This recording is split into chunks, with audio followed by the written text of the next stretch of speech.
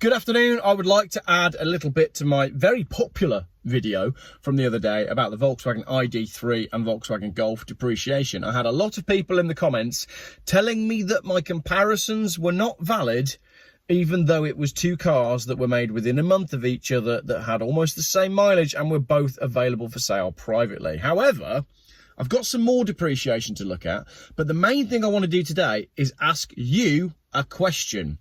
Will you be getting another electric car? When you finish the lease, the 3-year lease, because you're all in 3-year leases, aren't you? Nobody buys an electric car outright.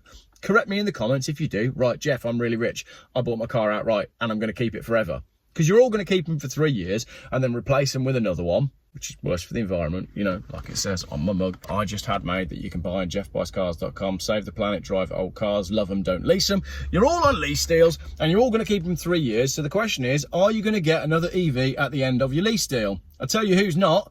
Nadine Dorries. Why I handed my electric car back with less than 5,000 miles on the clock. Daily Mail article. And then it details basically the fact that she had a Renault Zoe. She hated it. She took her daughter towards her mum's home. Car's heater was on full blast. They were listening to a podcast. It was December. It was freezing cold. They only had 30% charge. They couldn't find a charger.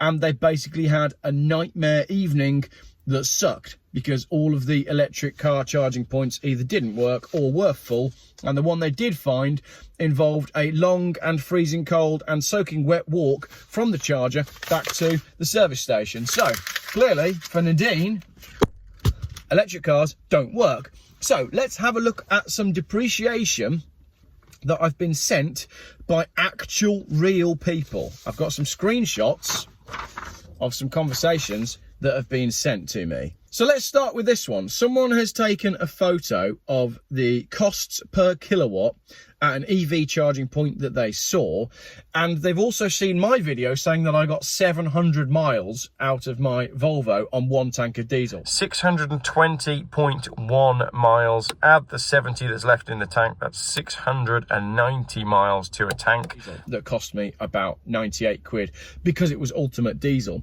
So this person has worked out that for the EV to do the same amount of miles using the charger that they photographed, it would have cost them £200. So that electric vehicle, to do the same amount of miles as my 1996 Volvo, will be twice as much money. Holy moly, they said. Yeah, holy moly, that's ridiculous. Let's do another one. Geoff, this was an anonymous post in an EV group. This guy was being honest about his finances. Jesus, the EV market is fecked. I posted this over in the Cupra group and I was ridiculed for it. For clarity, I do not expect to be in equity. I don't even expect to break even. However, I have today been quoted £24,000 part exchange from a dealer or £24,155 from We Buy Any Car.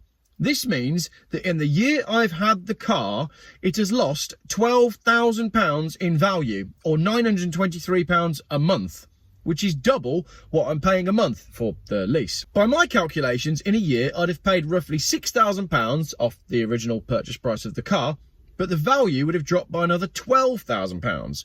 Even if we factor in a slowdown of 50%, I'd still be down what I am now, negative £6,000, and that's halfway. When am I supposed to be breaking even, give or take?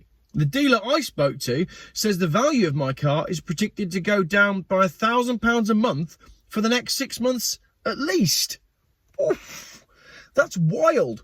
Another one here, screenshot. My MG has lost £16,000 in 12 months according to We Buy Any Car. I only need it to drop another £4,000 and it'll be valued now at exactly what the dealer's PCP settlement figure is in another 3 years' time. Check it out, you can actually do this one for yourself. Let's use a photo of the actual MG press car and then run the value through We Buy Any Car. Look at what we end up with. People who have bought EVs without doing their full research are losing horrendous amounts of money. I've got another one. Here's my story and I'll keep it short. I bought brand new for £30,000 a Peugeot E208 in March 2023. It was on private contract purchase, £4,500 down deposit. I was told I'd get around 180 miles to a charge, but 130 to 140 is more like the actual figure. I tried handing it back through the finance company and was told eventually that this wasn't going to happen as the car was tested and deemed not faulty. I went in last week to see what I could get as a trade-in, bearing in mind March, April, let's give him all of March, April, May, June. Let's give him all of July as well. It's 6 months old. I was offered £16,000. I couldn't believe it dropped £14,000 in 3 months. Any advice appreciated. Looks like I'm stuck with it or I buy myself out of it. Two things there. They're claiming that the range is 180 miles and people, and I know Motability is being pushed towards EV, it's not true. You're not getting 180 miles out of your car. This person, an actual user, says 130 to 140 is more accurate. So people are being missold these EVs, no doubt. And to have lost £14,000 in 3 months, as he stated, I gave him the benefit of the doubt and said 6, but clearly there it says 3. That is wild. So it's lost 50% of its value in just 3 months. Speaking of cars that have lost 50% of their value, let's have a little look at these ones. BMW iX xDrive Sport. Funnily enough, I got an email from We Buy Any Car because I valued this car just the other day.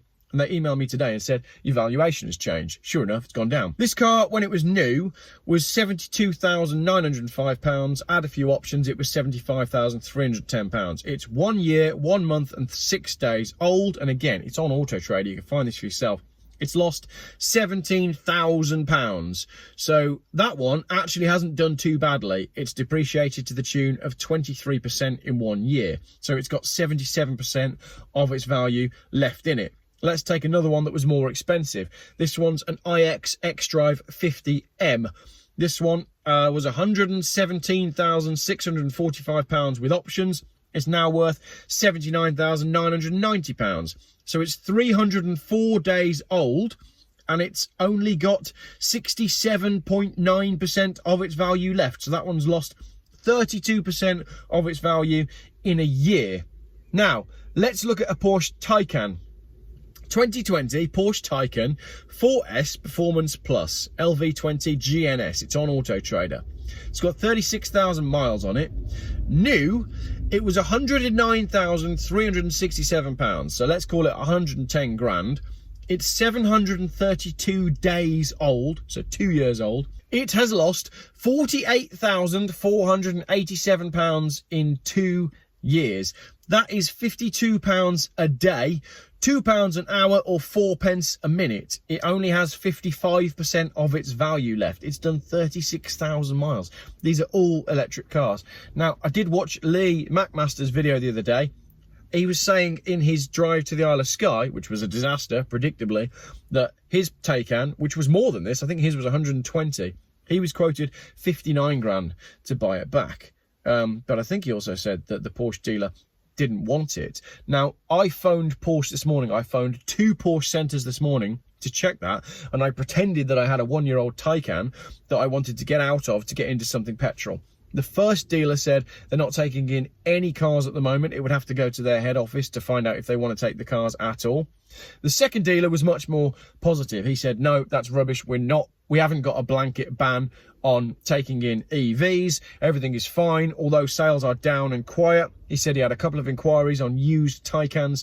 So he basically said to me that things are okay. I was expecting both Porsche dealers to turn around and say to me, we don't want your Taycan, but not the case.